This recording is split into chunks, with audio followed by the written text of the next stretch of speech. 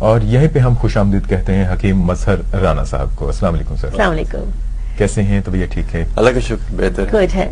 پچھلے جمعے تو نہیں آئے لیکن اس دفعہ پھر ہمارے بہت سے ناظرین کی توقعات کے عین مطابق آپ ہمارے ساتھ اسٹوڈیو میں موجود اور ویسے ہی فریش ہیں جیسے کہ پہلے ہوا کرتے. جی لاسٹ ویک نہیں تھا, طبیعت نہیں ٹھیک تھی, اس وجہ سے بخار وغیرہ تھا, تو میں نے زیادہ کر لی, کام زیادہ کر لیا, تو بریک کی ضرورت. تو دیکھیں ہو جاتا ہے انسان شکار.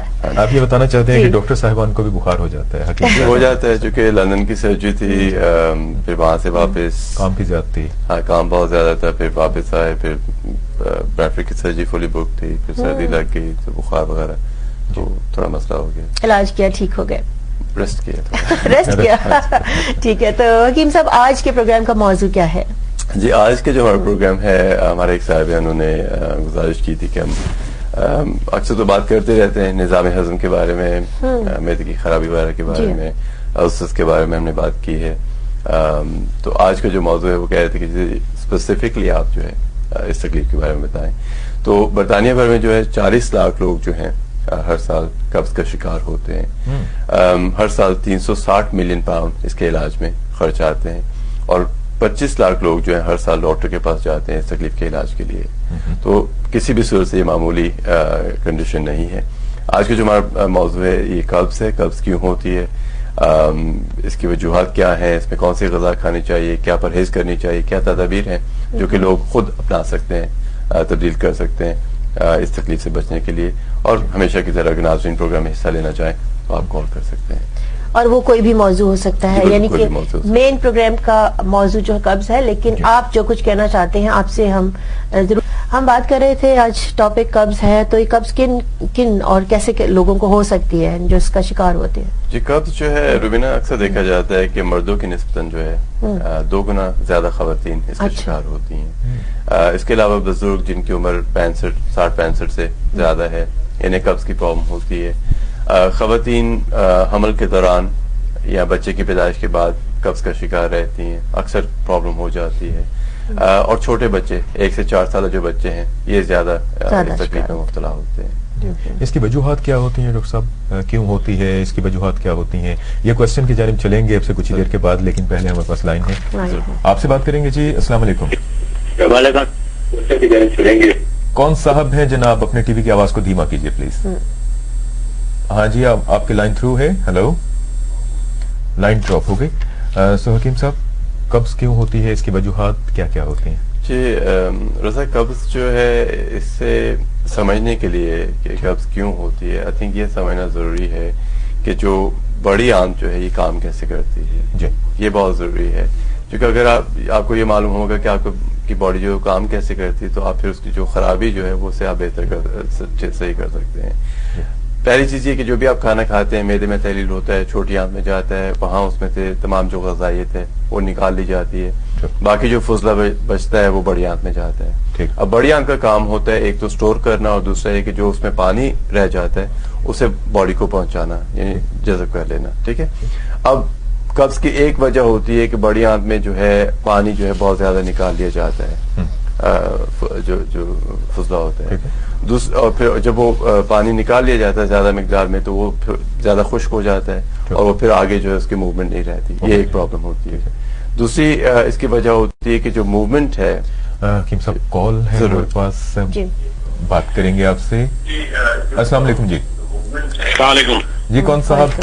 جی میں گلریز بول رہا ہوں جدہ سے. جدہ سے گلریز صاحب, کیا پوچھنا چاہتے ہیں؟ ڈاکٹر صاحب سے پوچھنا کہ مجھے اکثر یہ ہے کہ کھانے سے پہلے بھی اور کھانے کے بعد بھی ڈکاریں وغیرہ آتی رہتی ہیں. جی. اور اکثر مجھے مطلب جلن سی رہتی ہے.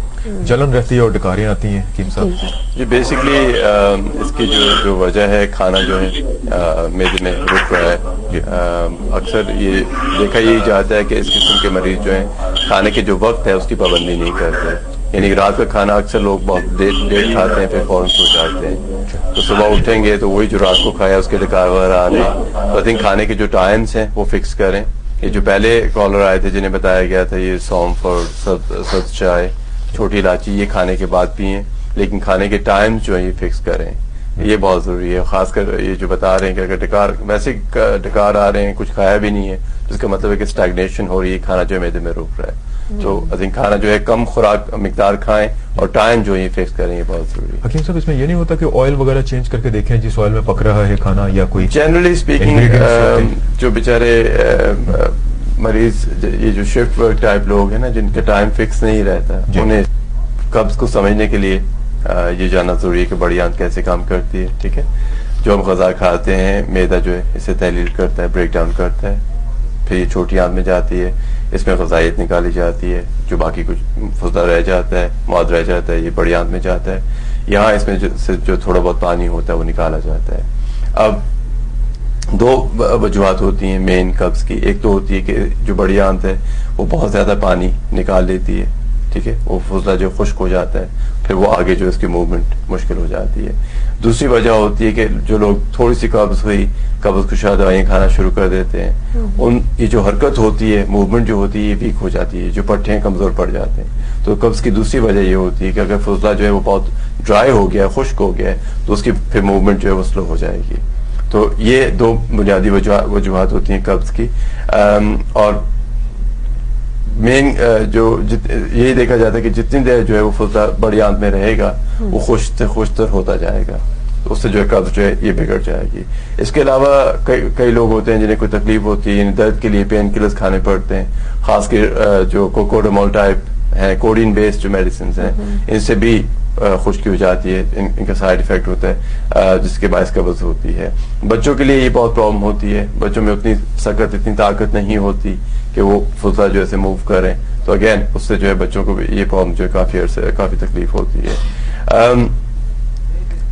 دوسری اس میں دیکھا جا رہا ہے کہ جو ہوائی سفر ہے, ایئر ٹریول جو ہے کافی عام ہو جا رہی ہے. ہزاروں میلوں کا سفر جو فاصلہ ہے گھنٹوں میں طے ہو جاتا ہے. جب آپ وہاں پہ پہنچتے ہیں تو وہاں پہ سونے کا وقت ہے, یعنی تو یہ کہ اس سے وہ جو ٹائم چینج ہوتا ہے اس سے بھی کافی لوگوں کو پرابلم ہو جاتی ہے. یعنی شروع وہاں سے ہوتی ہے, پھر وہ مزید بگڑتی جاتی ہے.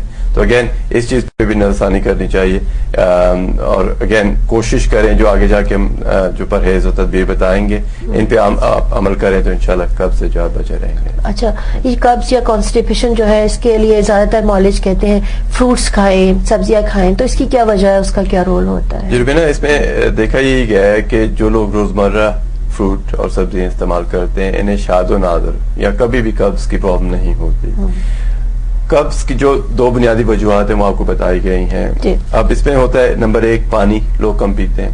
یعنی فرض کریں کہ اگر بڑی آنت جو ہے وہ زیادہ پانی نکال رہی ہے اور آپ ایسے بھی پانی کم پی رہے ہیں تو آپ کو زیادہ پرابلم ہوگی. ٹھیک ہے, تو دیکھا یہ جاتا ہے کہ پانی لوگ کم پیتے ہیں, فروٹ سبزیاں وغیرہ جو ہے کم کھاتے ہیں.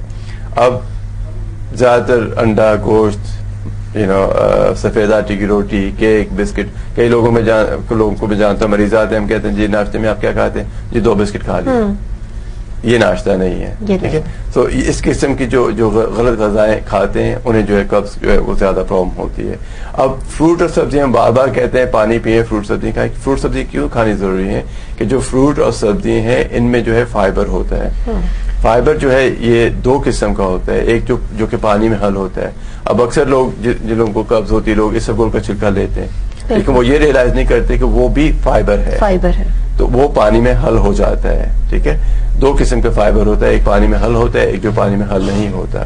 تو جب آپ فائبر والی کوئی چیز کھاتے ہیں تو وہ ڈیزالو نہیں ہوتی, حل نہیں ہوتی, تو بڑی آنت میں پہنچ کے وہ ہر چیز جو ہے اسے آگے پش کر دیتی ہے, قبض جو ہے وہ پھر نہیں ہونے دیتی.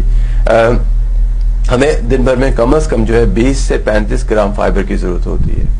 بہت آسان ہے فائبر حاصل کرنا, اور لیکن دیکھا یہی گیا ہے کہ ہمیں جہاں 20 سے 35 گرام چاہیے, عام جو مغربی ممالک ہیں, جو ویسٹرن کنٹریز ہیں, یہاں پہ 5 سے 14 گرام فائبر روزانہ استعمال ہوتا ہے. ہماری جسم کی ضرورت جو ہے 20 سے 35 گرام ہوتا ہے, بالکل معمولی مقدار ہے, لیکن اس سے بھی کم استعمال ہوتا ہے. اب اس میں ایک اور چیز ہم دیکھ رہے ہیں کہ جو مشینی زندگی ہے, دونوں پارٹنرز کام کر رہے ہیں, کنوینئنس ہے, فاسٹ فوڈ کھا لیتے ہیں, ریڈی میڈ میلز کھا لیتے ہیں, تو ان میں فائبر جو ہے نہ ہونے کے برابر ہوتا ہے, تو آئلی زیادہ ہوتا ہے. جی, تو کوشش کریں کہ سیلڈ, خاص کر جو بھی آپ میل کھائیں اس میں سیلڈ آپ کے ساتھ جو ہے ضرور ہونا چاہیے. سیلڈ میں جو ہے مولیاں ہو جائیں, گاجر, کیوکمبر, سرخ کشمیری مرچ جو ہے, سیلری وغیرہ یہ ضرور شامل کریں تاکہ جو ہے وہ فائبر جو آپ کو مل سکے.